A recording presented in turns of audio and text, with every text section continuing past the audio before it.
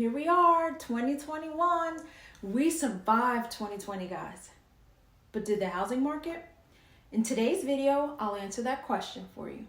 It's a question I get asked a lot, especially because of the pandemic.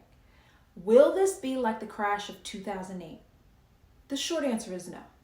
The COVID-19 crisis caused a lot of different challenges across the country, more than the ones we faced in 2008. But what you have to remember is that back then we had a housing crisis. Today, we are facing a health crisis.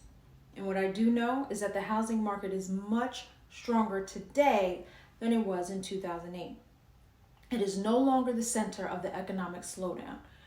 Rather, it could just be what helps pull us out of the downturn. When you look at appreciation, there's a big difference between the 6 years prior to the housing crash of 2008 and the most recent 6-year period of time. Now, prices did rise during 2020, but not at the rate they were climbing back when we had a runaway appreciation. Prior to 2008, it was very easy to get a loan.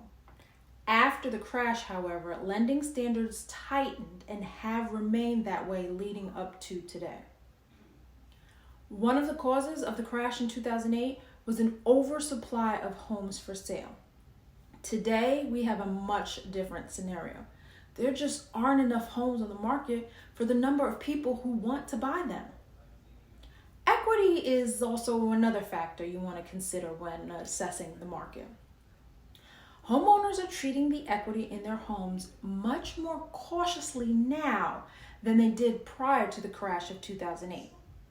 So from 2005 to 2007, homeowners cashed out $824 billion worth of home equity by refinancing. In the last 3 years, they've only cashed out about $232 billion, which led to 37% of homes having no mortgage at all, and the remaining 63%, about more than 1 in 4, have over 50% equity in their home. This makes it much less likely for people to walk away from their homes and how the housing sector could possibly lead the economy to recovery. So if you're thinking about buying your first home, I want you to know this is one of the biggest and most expensive purchases you will ever make in your lifetime.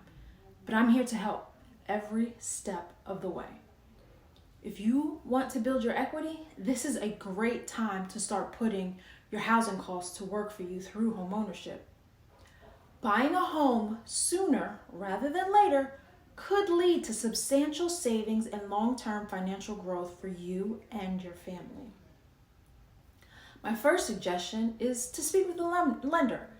Determine how much purchasing power you have. Make sure you have the support of an educated, experienced, and informed professional.